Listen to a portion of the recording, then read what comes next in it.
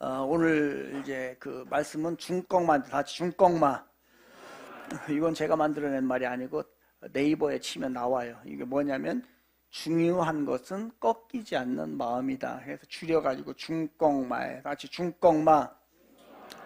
그럼 옆에 거 풀이 한번 봅니다. 시작. 중요한 것은 꺾이지 않는 마음. 많은 사람들이 이제 개나 고양이 이런 걸 애완동물을 기르지요. 애완동물을 기르는 사람들의 말을 빌리면 이 강아지가 마치 자기가 이 사람인 것처럼 이제 이렇게 같이 살다 보니까 사람하고 살다 보니까 이 착각을 한다는 거예요. 그래서 사람 주인이랑 같이 먹으려고 그러고, 그죠? 어느 순간에 같이 자려고 그러고, 사람과 같이 대우를 받으려고 그럽니다. 이 자기가 사람인 것 같은 그런 마음을 이제 갖는 거죠. 근데 더 큰 문제는 뭐냐면 사람 중에서 개나 고양이와 같은 짐승을 오히려 사람처럼 또 여긴다는 거예요.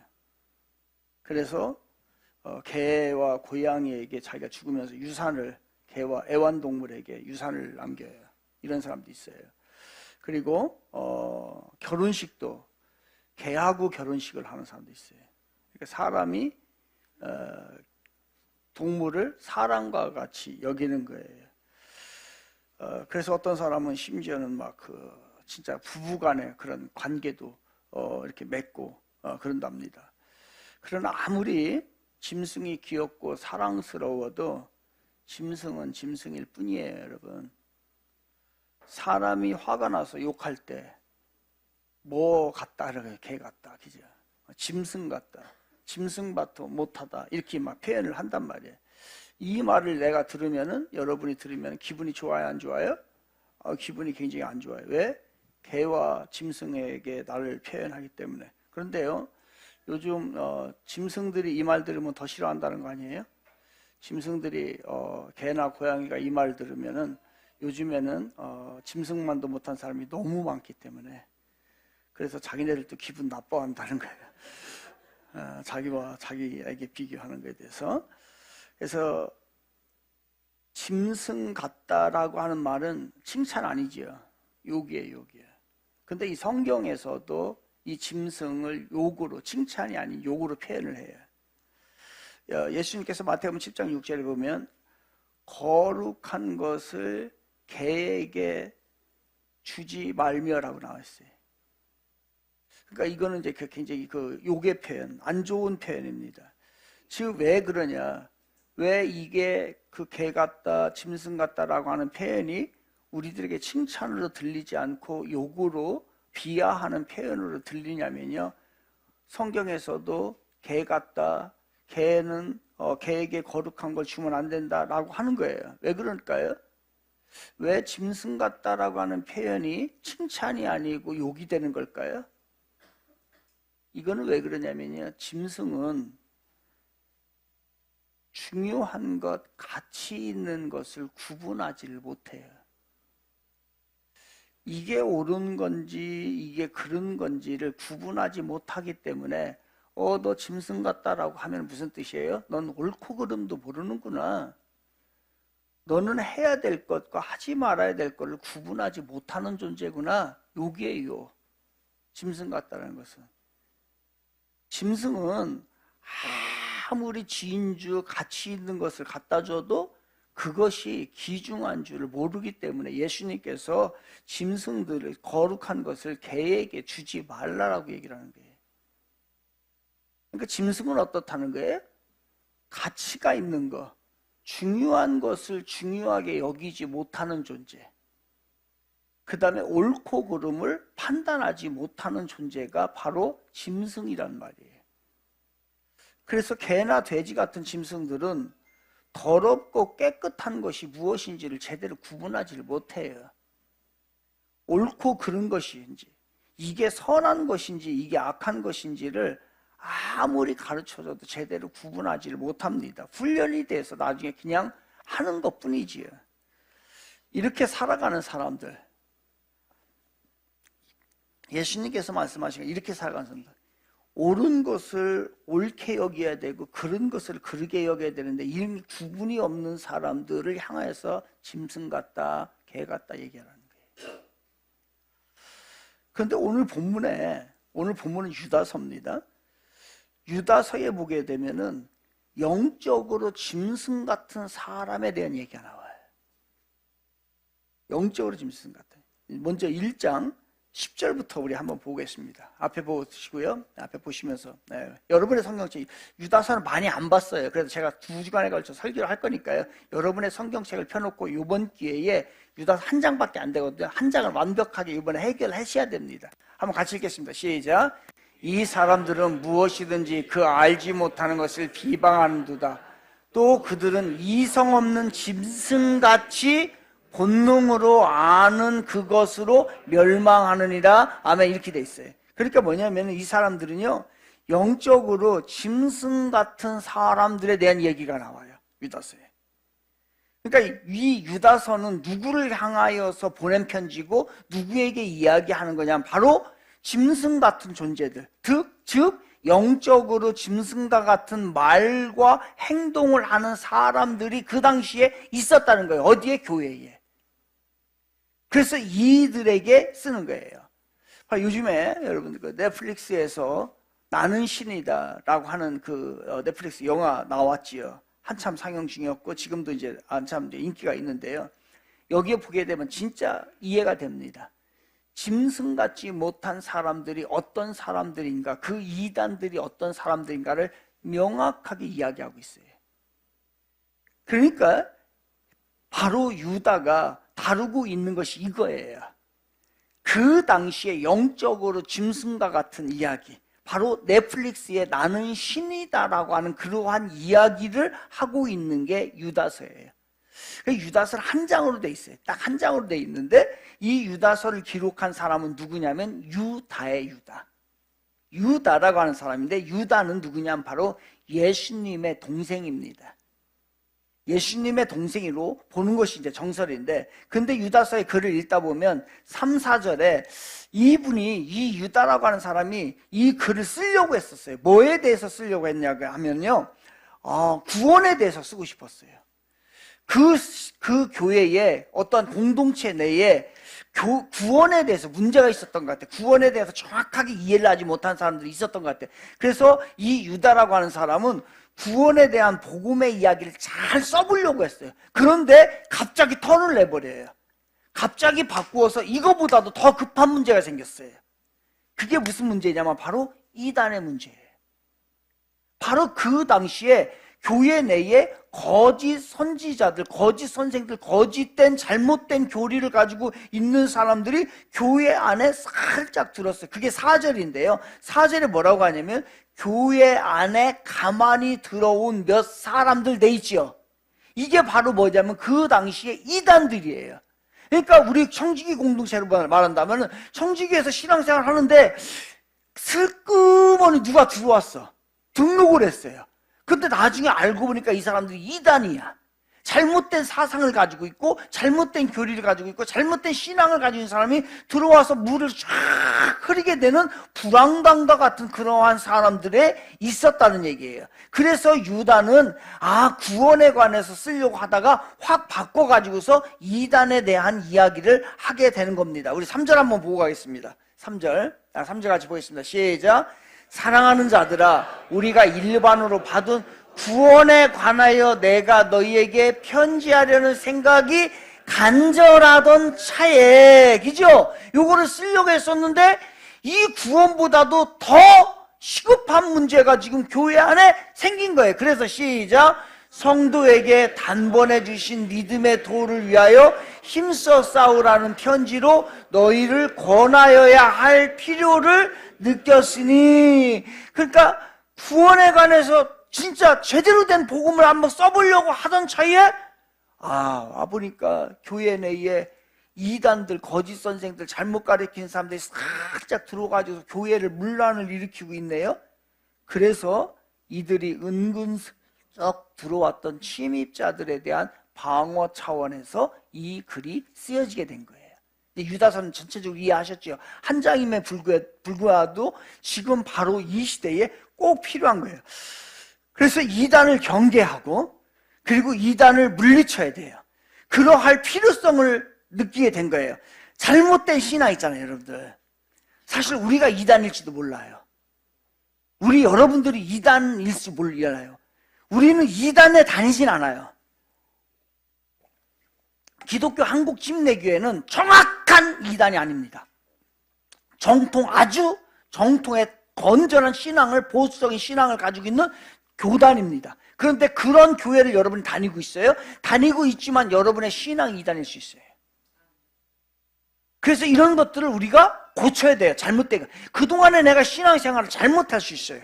누군가로 잘못 들을 수 있단 말이에요. 공부를 안 해서 잘못된 모습으로 내가 할 수도 있단 말이에요. 그래서 이 사람들, 잘못된 사람들이 은근슬쩍 들어온 거예요. 이 사람들이 이단이 하고 들어오지 않겠죠? 나 잘못됐어 이렇게 하고 들어오지 않겠죠? 살짝 들어와서 한 사람 한 사람 물들이기 시작하는 거예요. 잘못된 길로. 큰일 났다 이거. 유다가 큰일 났다 이거. 그래서 빨리 교회를 수습하기 위하여서 바로 이게 쓰여진 글이 어떤 글이냐면 유다서예요. 어떻게 보면은 유다서는 갑자기 쓰여진 글이에요. 갑자기 쓰여진 글이기 때문에 이미 문제가 교회 안에 발생을 했어요. 그래서 이 글은 소 읽고 외양간 고친 격이에요. 이 글은. 그런데 여러분, 소를 잃더라도 외양간을 고쳐야 합니다. 소를 잃었다고 외양간을 고치지만 안 고치면 안 돼요. 더 나아가서는 소 잃고서라도 속히 정신을 차린 것이 참으로 다행스러운 일이에요. 지금이라도 정신을 차려서 이 글을 쓰게 된 것에 대해서 이제 다행으로 생각해야 돼요. 우리가 신앙생활 합니다. 신앙생활 하다 보면 내가 좀 늦게 신앙생활 했지 라고 해서 여러분의 신앙생활을 제대로 안 하려고 하는 사람이 있어요. 나 나이가 늦게 먹어서 나이 먹어가지고서 교회 왔기 때문에 뭐 배우려고도 잘 안 하고 그 다음에 전진해 나가려고도 안 하고 신앙의 진보를 하지 않으려고 하는 사람도 있어요. 여러분, 그런데요, 지금이라도 내가 제대로 신앙생활 해야 하나라도 더 깨달아야 자녀들에게 제대로 된 거 하나 남기고 가는 거예요. 늦었지. 나는 이제 별 볼 일 없지. 내 나이 먹어가지고서 내가 뭐를 하겠어. 내가 지금 신앙생활 해봐봐야 뭘 되겠어. 교회에서 무슨 유익이 되겠어. 가만히 있는 게 낫지. 여러분, 그러면서 성경 공부 안 하고 소홀히 하고 하다 보면요, 여러분의 자녀도 소 잃게 됩니다. 여러분이 소를 잃었다고 한다면 여러분이 빨리 외양간 고쳐야죠. 지금이라도 정신을 차리면은 나중에 후세대가 그 도움을 받는데 소 잃었다라고 하면은 지금 있는 소도 또 잃어버릴 것이고 앞으로 소를 사와도 또 잃어버리게 될 거예요. 그러니까 우리는 죽는 날까지 하나님을 아는 지식, 하나님을 하나로라도 더 알고 하나님 앞에 더 가까이 가길 애쓰시길 바랍니다. 그게 여러분들이 여러분의 후손을 위해서라도 여러분의 다음 세대를 위해서라도 우리가 반드시 무너진 외양간이 있으면 고치셔야 돼요. 외양간이 지금 무너졌다라고 하면 소를 다 잃어버렸다가 하면 다시 고쳐서 다시 사와야죠. 사서 그 외양간에 소를 다시 키워야죠. 잃어버렸다고 해가지고 안 돼요. 그렇다면 소 잃고 외양간 고치기도 너무너무 필요한 거예요, 여러분. 안 늦었어요. 아니, 늦었어요. 다 늦었어요. 다 늦었어도 지금부터라도 시작을 해야 여러분의 자녀가 주의 복을 받을 줄로 믿습니다. 죽는 순간까지 제대로 하나님의 뜻을 하나라도 제대로 배워서 제대로 알아서 자녀에게 한마디라도 제대로 하고 죽어야죠. 흥청망청 하다가 죽으면 그 다음 세대는 누가 책임지라고요? 또 교회에서 책임지라? 또 제가 다 책임지라고요? 안 돼요. 그거 안 돼요. 소 잃고 외양간 고치고, 소가 잃었더라도 외양간 고쳐야 돼요. 조금 늦었어요. 이거는 조금 늦었어요. 그런데 그 당시에서는 후속 조치야, 사실은요. 이단들이 이미 들어와 있어요. 그래서 이것을 지금 글을 급하게 쓴 거예요. 후속 조치. 그런데 이 후속 조치가 오늘날 우리들에게는 예방 조치가 되잖아요. 이 글을 안 썼다라고 하면 우리는 이단에 대해서 경계심이 없게 되는 거예요. 그래서 그 당시에는 후속 조치였지만 오늘날 우리들에게는 뭐가 된다고요? 예방 조치가 되는 거예요. 여러분들에게는 좀 늦었다라고 하는 신앙생활하는 여러분들에게는 후속 조치가 될지 모르지만은 여러분의 자손에게는요, 예방 조치예요. 그래서 마지막까지 진실하게 신앙으로 가시기 바랍니다. 그게 살아나는 길이에요. 우리가 이단이라고 할 때 이단을 어떻게 정의할 수 있을까? 예, 많이 이렇게 정의할 수도 있고 할 수 있어요. 그런데 제가 보기에는 한자가 가장 정확한 것 같아요. 한자는요, 어떻게 하냐면 이단 하면은 뭐냐면 다르리 끝단이에요. 다르다는 거예요. 뭐가 다르다는 거예요? 끝이 다르다. 이게 이단이에요. 그래서 한자에서는 다르리 끝단이라는 단어를 써요. 그러니까 처음부터 다르지 않아요. 이단은 처음에는 같이 가는 거예요. 같이 가다가 끝에 가가지고서 쫙 갈라지는 게 이게 이단이에요. 그러니까 처음부터 막 다 이 사람들이 이단이야 나 이렇게 안 나타나요. 처음에는 다 같은 모습으로 나타나다가 나중에 가서 문제가 생긴단 말이에요. 그러니까 그들은 2단이고 우리는 3단이에요. 우리는 삼위일체 하나님을 잘 섬기는 3단인데 그들은 삼위일체 하나님 중에서 하나를 빼먹어요. 그래서 2단이야. 근데 그 단수가 2단과 3단이 한 단 차이밖에 안 나요. 한 단 차이밖에 안 나는데 나중에 가서는 엄청난 차이를 가져오는 게 바로 뭐냐면 2단이에요. 그러니까 비슷해. 처음에는 저 사람들 신앙 교회나 여기나 천주교나 뭐 신천이나 다 비슷한 교회당 예배 같은 것 같아요. 근데 나중에 가보면은요 달라요. 심지어는 어디까지 다르냐면 천국과 지옥까지 달라요. 이게 그래서 무섭다는 거예요. 그렇다고 한다면 이 2단의 배후에는 거짓 교사, 베드로에서도 얘기한 대로 거짓 선생이 거짓 교사로 나와요. 여기서도 마찬가지로 그 뒤에는 성령 하나님의 영이 역사하는 게 아니에요. 뒤에 그 배후에 2단의 배후에는 누가 있을까요? 사탄이 있는 거예요. 이 뒤에서 사탄이 이 사람들을 움직이는 거예요. 그러니까 사탄이 조종하는 것이 뭐냐면 거짓 선생들이고 거짓 선지자들이고 거짓 이단들을 이야기하는 것이에요. 그러나 이들이 보기에는 겉으로 보기에는 경건하다는 거예요. 다른 번역으로 보면은 경건한 척하는 뻔뻔한 불황당 이렇게 나와요. 이 이단에 대해서, 거짓 선생에 대해서. 그렇다면 여러분 물 한 잔 마시고 중요하니까 여기서부터 진짜 중요해요. 이단의 이 사탄의 목적은 뭘까요? 왜 이들이 이 교회에 들어와서 쑥대밭을 만들려고 하고 교회를 무너뜨리려고 하는 목적이 뭐예요? 도대체 이 사람들이 그냥 살면 되지. 자기네들 나름대로 살면 되지. 왜 그 이단들은 그렇게 애를 쓰느냐 이거예요. 그리고 교회에 침투해서 침입해가지고서 문란을 일으키고 쑥대밭을 만드느냐 이거예요. 그럼 여러분 사탄 2단의 목적이 뭐예요?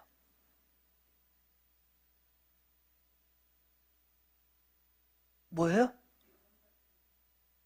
응? 그러니까 여러분의 마음대로 막 얘기하지 말라고 했잖아요. 제가 이제. 생각나는 대로 이제 정확하게 우리는 배운 자답게 얘기를 해야 돼. 말하는 거 보면 배운 사람은 배운 자답게 얘기하잖아요. 그죠? 그래서 성경 오늘 본문을 보는 거예요. 성경에 보면은 나와요. 성경을 보고 하는데 이 이단들이 빼앗아 가려고 하는 게 있어요.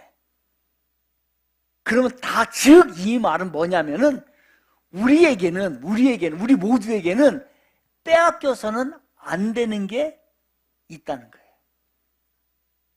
우리는 빼앗겨서는 안 되는 게 있는데 이 이단들은 사탄은 이것을 빼앗아 가려고 하는 거예요. 도대체 이 사탄 이단들이 이 마귀가 빼앗아 가려고 하는 건 뭘까? 예수 그리스도. 다른 말로 얘기하면은 우리가 절대로 이것만큼은 빼앗겨서는 안 되는 거, 사탄에게 빼앗겨서는 안 되는 건 뭘까? 그게 뭘까요? 그래서 이제 말씀으로 정확하게 답을 하자 이거예요. 여러분이 하는 말이 맞는데 3절에서 답이 나와요. 3절 보겠습니다. 3절 같이 읽겠습니다. 시작. 사랑하는 자들아, 우리가 일반으로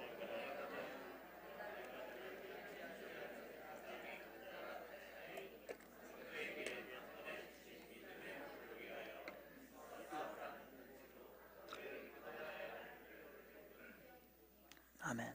읽었죠? 뭐예요?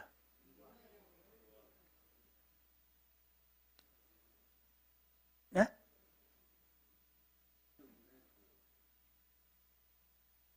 뭐예요? 아니, 구원에 대해서 쓰려고 했다가 이거보다 더 중요한 것이 있어서 다른 걸 썼다고 했잖아요. 그러면은 정확하게 얘기합시다. 단번에 주신 믿음의 도. 나와요, 안 나와요? 다 같이 따라해봅니다. 시작. 단번에 주신 믿음의 도가 사탄이 빼앗으려고 하는 거예요. 그러니까 예수 그리스도가 우리 믿는 자들에게는 뭐를 주셨냐면 믿음을 주셨어요. 이걸 단번에 주셨단 말이에요. 그런데 이 믿음을, 예수 그리스도의 공로로 받은 이 믿음을 빼앗으려고 하는 것이 사탄의 노림수예요. 사탄이 노리는 것은 뭐라고요? 믿음을 가지지 못하게 하는 것이고, 그리고 더 나아가서는 믿음이 가진 자들이 믿음으로 살지 못하게 하는 것이 바로 사탄이 빼앗으려고 하는 거예요. 그러므로 우리가 죽는 마지막 순간까지 빼앗기지 않고 간직하고 해야 할 것이 뭐예요? 믿음의 도예요. 믿음이에요. 믿음. 그 믿음 안에서 믿음으로 강해지고 믿음으로 살기를 원하는데 사탄은 이것을 우리에게서 빼앗아 가려고 하는 거예요. 그래서 사도 바울이 감옥에 있으면서 편지를 보냅니다. 이때에 뭐라고 얘기하냐면 선한 싸움을 싸우고 나는 믿음을 지켰노라 얘기하고 있어요. 이 믿음을 빼앗기지 않기 위해서 감옥에 있으면서도, 심지어는 감옥에 있으면서도 이 믿음을 빼앗기면 내가 죽는 것이기 때문에 이 세상을 그동안 살아온 모든 것이 의미가 없어지는 것이기 때문에 이 선한 싸움을 싸우고 나는 뭐를 지켰다고요? 믿음을 지켰다는 거예요. 저는 여러분에게 강력하게 말씀을 드리고 싶어요. 예수 믿으십시오.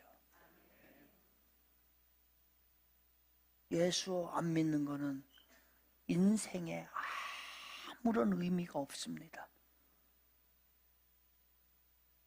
그리고 믿음 있는 척 해서는 안 돼요. 믿음 있는 척 하지 마세요. 진짜 내 안에 예수 그리스도의 보혈의 피로 내가 죄값이 해결되고 그 예수 그리스도의 십자가의 공로로 단번에 나에게 주신 그 믿음이 내 안에 있는가, 이걸 확인하라는 거예요. 이 믿음을 가지고 있는 사람 아멘 하시기 바랍니다. 믿음 있는 척 하지 마요. 다시 점검하세요. 여러분 안에 믿음이 있다. 가짜 믿음을 가져서도 안 돼요. 이거 못 속여요. 천국문 앞에 가서 지옥문 앞에 가지고서 이 가짜 믿음 가지고서 나 이게 진짜인데요, 안 속아요. 하나님이 속을 수가 없어요. 연약한 믿음, 연약한 믿음 가져서 안 돼. 이리 흔들리고 저리 흔들리고. 믿음을 벗어나서도 안 돼. 여러분, 믿음을 절대로 소홀히 해서도 안 돼. 그리고 이단의 믿음 가져서도 안 돼. 진정한 믿음이 여러분에 있길 바랍니다. 어떤 비바람에도 끄떡하지 않는가? 할 수 있겠습니까? 정말로 대장부처럼 서 있을 수 있고 대장부처럼 싸울 수 있는 그 믿음이 있어야 앞으로는 살아가요. 앞으로는 이 사탄이 보통 그냥 놔두는 게 아니야. 여러분의 믿음, 가장 소중한 이 믿음을 빼앗아요. 믿음이 영적 실력이에요. 믿음이 영적 실력이에요. 다른 게 실력이 아니에요. 믿음이 인생의 전부예요. 그 믿음이 있어야 이 세상에 험난한 걸 이길 수 있습니다. 못 이겨요, 앞으로는요. 그 믿음을 가지고 진실되게 살아가는 것입니다. 그 믿음 가지고 천국 가는 거예요. 종교생활 좀 제발 하지 마십시오. 그거 아니에요. 가짜 믿음 가지고서 위주해서 절대로 안 돼요. 찬송가 357장 후렴구에 믿음이 이기네, 믿음이 이기네. 주 예수를 믿음이 온 세상 이기네. 멋진 찬양이잖아요. 이 세상에서 실력 있는 사람 누구입니까? 가장 강력한 믿음을 가지고 있는 사람이 누구예요? 바로 믿음이 있는 사람이 최고의 실력자예요. 그러니까 돈 가지고 뭐 이렇게 세상 권력 가지고 그 다음에 나이 먹고 뭔가를 막 누리고 이거 하나도 안 부러워요.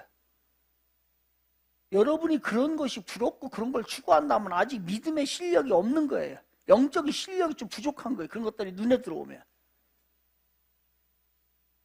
그런 거 가지고 못 이겨요. 그런 것으로 이길 것 같았으면 사탄이 돈 뺐지요. 사탄이 건강 뺐죠. 사탄이 지위를 뺐죠. 그런데 그거 다 줘요, 사탄은. 그리고서 뭐를 뺏으려고 그래요? 믿음을 뺏으려고 그래요. 왜? 이게 가장 소중하니까. 그 믿음의 실력이 있어야 어떤 난관도 뚫고 갑니다. 실개천에서 빠져 죽게 돼요, 믿음 없으면. 여러분, 믿음이 없으면요, 접신물에도 죽을 수 있어요.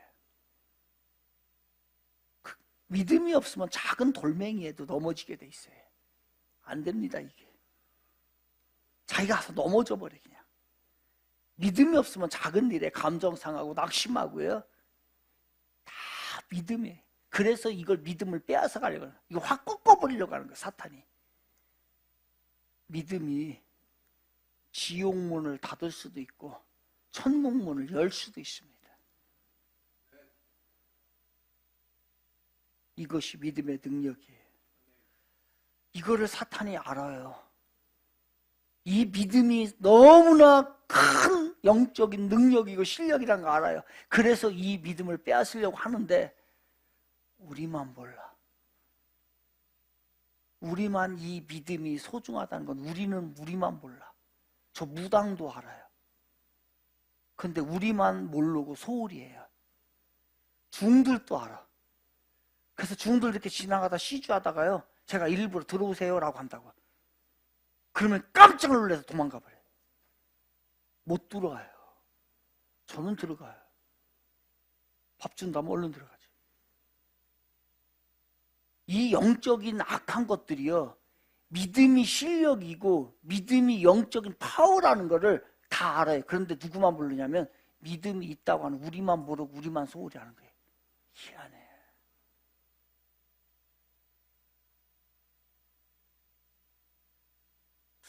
그래서 유다서는 우리에게 절대로 이 믿음을 빼앗겨서는 안 된다. 단번에 주신 믿음의 도를 빼앗겨서는 안 된다라고서 우리에게 말씀하고 그것을 사수하라고 얘기합니다. 여러분, 이 믿음에 여러분의 인생 몰빵하시기 바랍니다. 이거를 위해서 내가 전부 살아야 여러분 지킬 수 있어요. 그것을 위하여 죽어도 좋아요. 믿음을 지키기 위해서 죽어도 좋아요. 이 얘기하니까 어깨가 쭉 다 처졌어요. 어깨 피십시오. 그렇다고 순교하라는 얘기 절대로 아니에요.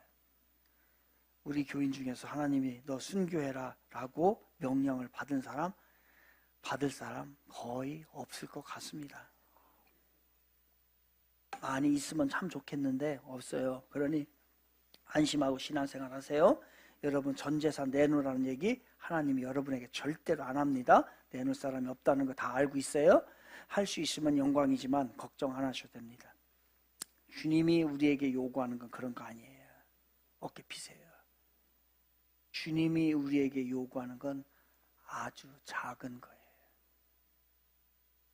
우리의 삶에서 자그마한 불편함들이 생길 때 그거를 믿음으로 이기라는 거예요.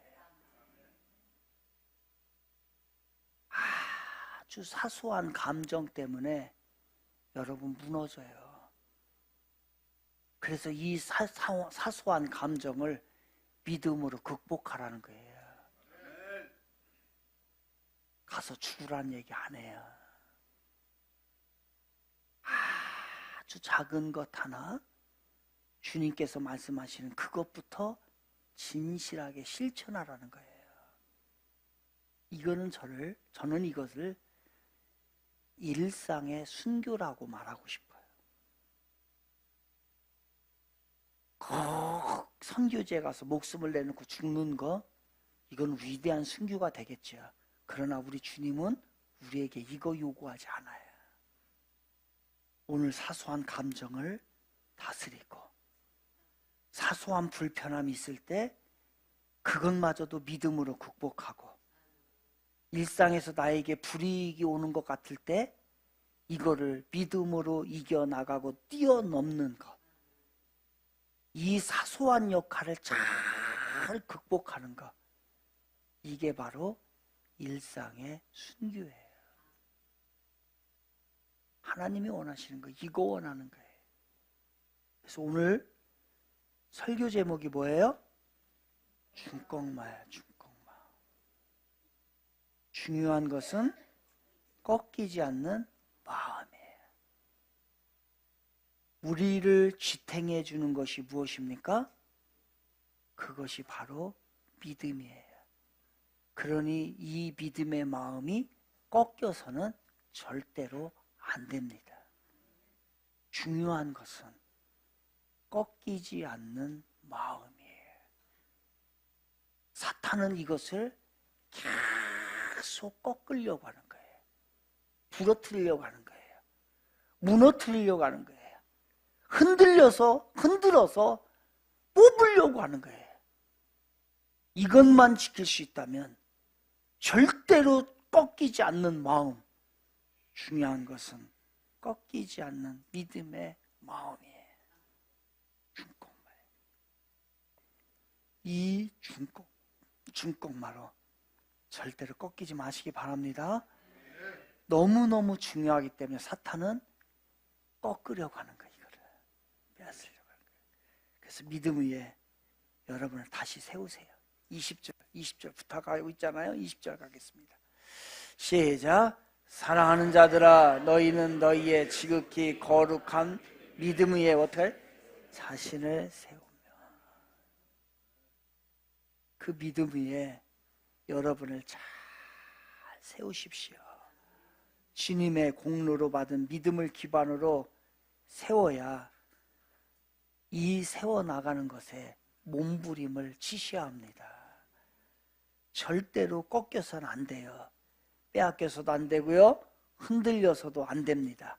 사탄이 우는 사자처럼 달려들어도 빼앗겨서도 안 되는 것은 우리 하나님께서 예수 그리스도의 공로를 통해서 주신 그 믿음인 것입니다. 중요한 것은 꺾이지 않는 믿음의 마음이에요. 사탄이 빼앗으려는 거 뭐라고 했어요? 가장 소중한 것. 여러분에게 가장 소중한 것은 우리 안에 있는 예수 그리스도를 통해서 주신 믿음입니다. 그러니 믿음을 잘 지켜나가시기를 바랍니다. 믿음의 굳건한 마음을 지키세요. 그게 오늘 우리가 살아갈 일이에요. 사탄은 우리를 꺾으려고 합니다. 꺾이지 않는 여러분 모두 되시기를 주님의 이름으로 축원을 드리겠습니다.